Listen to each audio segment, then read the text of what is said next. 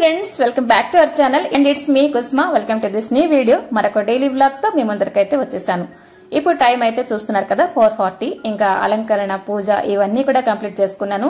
And పూజ అయిపోయిన తర్వాత mind అంతా కూడా చాలా పీస్ఫుల్ గా, ఇల్లంతా కూడా పాజిటివ్ గా అనిపిస్తుంది కదండి. ఇంకా బయటకు వచ్చి చూస్తే నిన్న అయితే మంచిగా వర్షం కూడా పడింది. అండ్ ఇప్పుడు కొంచెం అలా వెళ్తురు వస్తుంటే చాలా పీస్ఫుల్ గా అనిపించింది అనమాట. చాలా చల్లగా బాగుందండి. అండ్ ఒకటి, నా వర్క్ ప్లేస్ కి వెళ్లే ముందర, అంటే వంటింట్లోకి వెళ్లే ముందర కొంచెం ఒక 5 to 10 minutes ప్రశాంతంగా ఉండే చోట ఒక 5 to 10 minutes ఉందామని చెప్పి అనుకుంటున్నాను. మీరు కూడా అలానే చేయండి. ఎందుకంటే పూజ చేసిన గానీ మనకి అందరికీ కూడా మైండ్ అనేది పాజిటివ్ గా ఉంటుందండి. ఆ 5 to 10 minutes మనం ఏదనుకుంటామో చాలా మంచిగా జరుగుతుంది అనమాట. సో ఈ ప్లేస్ అండి మా ఇంటి పక్కనే, అంటే వ్యూ పెద్ద బాగుంది అని చెప్పేసాను, కానీ నాకు ఈ ప్లేస్ అంటే చాలా ఇష్టం అనమాట. బాగుంటుంది. ఒక్క గడి అంటే చుట్టుపక్కల ఎవ్వరు జనాలు ఉండరు. అండ్ నేను ఒక్కదాని అలా కాసేపు నించొని కొంచెం ఆలోచించుకుంటూ అలా మళ్ళీ ఇంటికి వచ్చేస్తానమాట. ఇప్పుడు టైం అయితే 6:30 అవుతుందండి. మార్నింగ్ 2 దీపాలు వెలిగించి ఉండాను కదా, ఒకటి కొండెక్కిపోయిందనమాట. సో మరొకసారి వెలిగించేసి మంచిగా దండం పెట్టుకుని దేవుడి దగ్గర బొట్టు పెట్టుకుని ఇంకా రొటీన్ లోకి అయితే వచ్చేసాను. ఈ రోజు ఒక 10 నిమిషాలు కూర్చొని అలా ప్రశాంతంగా పేపర్ చూస్తున్నానండి. ఎప్పుడు చదవను.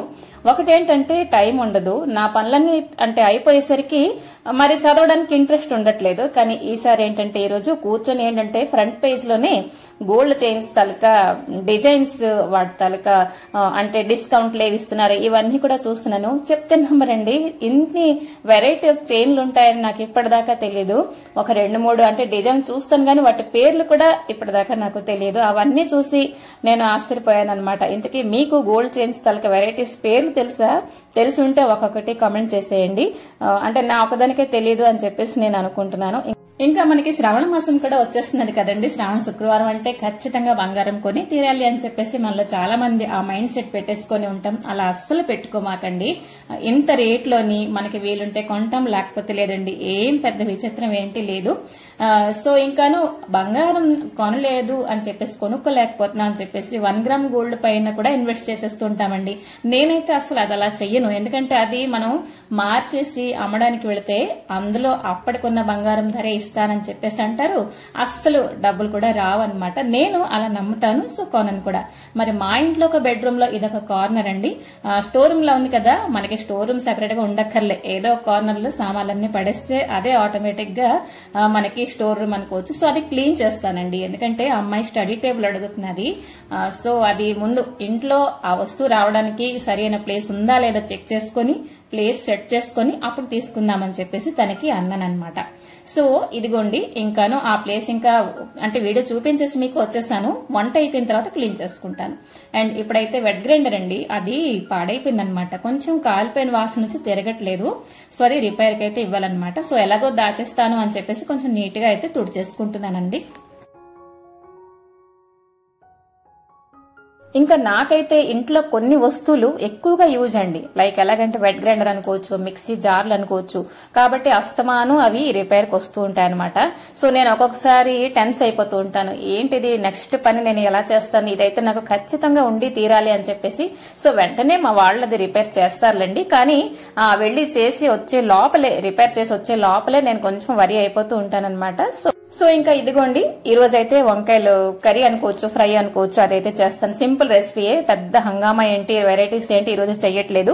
ఇంకా మధ్య మధ్యలో నేనైతే అలాగ ఒక బాటిల్ నిండా వాటర్ పెట్టుకుని అలా కొంచెం కొంచెం తీసుకుంటూ ఉంటానండి.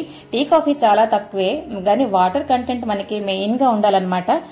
ఇంకా ఒకటి ఏంటంటే వాటర్ మిలన్ కానీ ఫ్రూట్స్ కానివ్వండి, సీజనల్ ఫ్రూట్స్ కానివ్వండి, మనం తీసుకుంటూ ఉండాలండి. అసలు మనకి మనం కేర్ తీసుకుంటూ ఉండాలండి. వంటింట్లో మనం ఒక 2 hours ఉన్నామంటే కనీసం ఆ టైంలో కొంచెం తాగడం, అలా తినడం, కొంచెం అలాగా ఎప్పుడూను ఇంట్లో వాళ్ళ మీదే ధ్యానం కాకుండా మన కోసం కూడా కొంచెం కేర్ తీసుకోవాలి. నేను ఖచ్చితంగా తీసుకుంటానండి. ఇంకా వాటర్ మెలన్ కూడా తీసుకొచ్చాను. అమ్మ చెప్పింది అనమాట, నాకు కావాలంటే తినాలి అనిపిస్తుంది అని చెప్పేసి తీసుకొచ్చాను.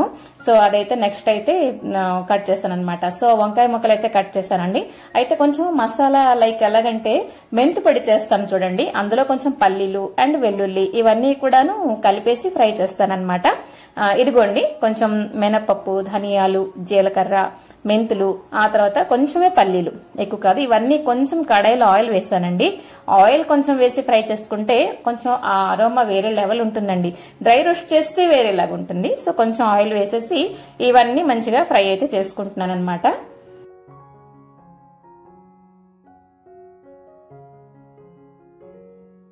మనకి ఫంక్షన్స్ లో వాటిల్లో వెళ్లేటప్పుడు ఒక వంకాయ ఫ్రై ఇస్తారు చూడండి, అది ఎంత బాగుంటుంది కదా. సేమ్ దీని టేస్ట్ కూడా అలానే వచ్చేసిందండి.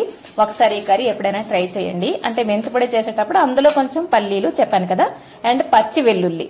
ఆ తర్వాత ఇక్కడ నేను రెడ్ చిల్లీ యాడ్ చేయలేదు. అంటే ఈ రెసిపీ మీరు ట్రై చేశారంటే, మీరు కొంచెం ఎక్కువ స్పైసీ తింటున్నారంటే మరి కొంచెం రెడ్ చిల్లీ గానీ చిల్లీ పొడి గానీ వేసుకోవచ్చు అనమాట. అలాగే ఈ రోజు వంకాయలు కూడా మంచిగా ఉన్నాయండి, లేతగా ఉన్నాయి, అసలు చేదు లేవు. అసలు సమ్మర్ లో పూర్వం అయితే వంకాయలు చేదుగా వచ్చేసేవి, కొనేవాళ్ళం కాదు. ఇప్పుడైతే ఏ వెజిటేబుల్స్ కూడా సీజనల్ ఏంటి లేదండి, అన్ని సీజన్ లో అన్ని దొరుకుతున్నాయి కదా. సో వంకాయలు కూడా ఈ రోజు లక్కీగా బాగున్నాయండి. సో ఇదిగోండి పచ్చి వెల్లుల్లి, కొంచెం చిల్లీ పొడి, ఇవన్నీ వేసేసి మిక్సీ పట్టేస్తాను. అండ్ ఇందులో లాస్ట్ లో కొంచెం ఎండు కొబ్బరి అయితే వేస్తానండి. సో కలిపేసి మిక్సీ పట్టేస్తే అయిపోద్ది. కానీ ఆ పైనుంచి అలా స్ప్రింకిల్ చేసుకుంటే మంచి టేస్టీగా వచ్చిందనమాట కర్రీ. సో ఇదిగోండి కడాయిలో కొంచెం ఆయిల్ వేసుకొని కట్ చేసిన వంకాయ ముక్కలు, ఇందులో ఎటువంటి వాటర్ అయితే నేను వేసుకోలేదనమాట. కొంచెం ముద్దలాగా వచ్చింది. కర్రీ అనుకోవచ్చు, చెప్పాను కదా ఫ్రై కూడా అనుకోవచ్చు. సో ఇదిగోండి వంకాయ ముక్కలు అయితే వేసేసాను. ఆ బ్యాక్ సైడ్ చూసి అసలు డిస్లైక్ కొట్టేకండి. ఆ వాల్ స్టిక్కర్ అయితే మార్చాలండి. 1 year అయిపోయింది.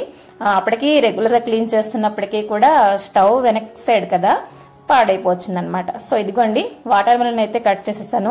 అసలు స్వీట్ గా లేదండి, ఎంత చప్పగా ఉన్నదో. ఒక్కటేంటంటే వాటర్ కంటెంట్ ఎక్కువగా ఉన్నది అని చెప్పేసి అసలు పారే బుద్ధి వేయలేదు. సో ఇప్పుడైతే అమ్మకి తెలియదు, తనకి చాలా ఇష్టం అనమాట, స్వీట్ గా ఉంటేనే తింటుంది.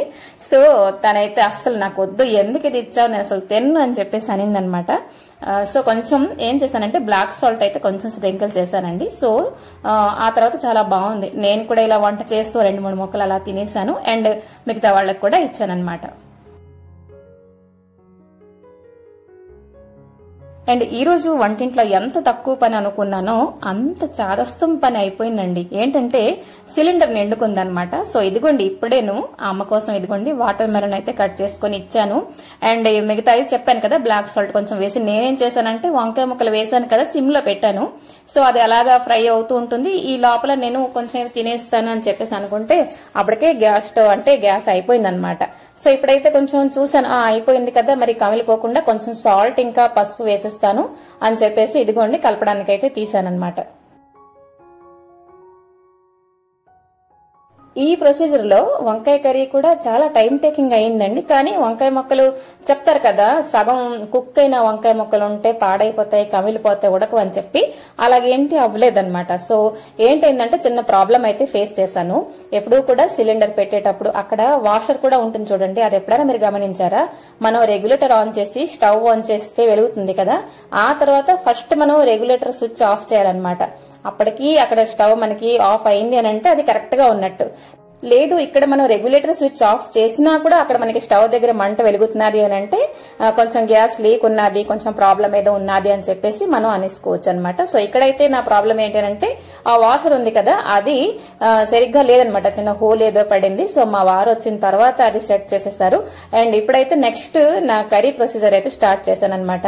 అప్పటికి ఫుల్ వరి అయిపోయింది, ఎప్పుడు వస్తారు, ఎప్పుడు చేస్తాం అంటే. ఇంకా మిగతా వంట ఏంటి నేను అనుకోలేదు, ఓన్లీ కర్రీ, రసం అండ్ రైస్ అంతే. అటువైపు అయితే రైస్ కూడా కడిగేసి పెట్టేశాను, అది కూడాను బియ్యం నానిపోతాయని చెప్పొచ్చు అనుకుని కొంచెం వరి అయ్యానమాట. సో ఇన్ టైంకి అతను వచ్చి పెట్టేశారు మా ఆయన. సో ఇదిగోండి కర్రీ అయితే వంకాయ ముక్కలు కొంచెం మంచిగా మగ్గిపోయాయండి. ఇప్పుడైతే మనం ఫ్రై చేసి పొడి చేసుకున్నాం కదా మెంతి పొడి లాంటిది, అదైతే ఇప్పుడు మనం వేసేసుకోవడమే. ఈ పొడి అయితే మనం చక్కగా స్టోర్ చేసుకోవచ్చండి. నేనైతే ఈ రోజు ఇవాల్టి కర్రీలోని 2 స్పూన్ల వరకు ఆ మెంతి పొడి వేసాను. పల్లీలు మంచిగా ఫ్రై అయిపోయిన తర్వాత వెల్లుల్లి అన్ని తలక ఫ్లేవర్ అయితే మంచిగా వస్తున్నాయండి. సో ఇదైతే నేను మరి కొంచెం అయితే ఉంచేసాను ఫ్రిడ్జ్ లో. ఆ తర్వాత చెప్పాను కదా ఎండు కొబ్బరి అయితే చిన్న స్పూన్ తో 2 స్పూన్ల వరకు వేసాను అనమాట. అంతేనండి, కర్రీలో మరి ఇంకేంటి మనం యాడ్ చేయట్లేదు. సాల్ట్ ఇవన్నీ కూడాను సరిగ్గా కుదిరి అండ్ కర్రీ కూడా మసాలా మంచిగా పట్టిందనమాట. మీరు కూడా ఒకసారి తప్పకుండా ట్రై చేయండి. సో కర్రీ విషయం అయితే ఇంతేనండి, వ్లాగ్ కూడా ఇంతే. ఆపేద్దామా? నచ్చింది లేదు తప్పకుండా కామెంట్ చేయండి, నచ్చకపోయినా కామెంట్ చేయండి. మరొక మంచి వీడియోతో మేము ముందుకు వస్తాను. Till then take care and bye by.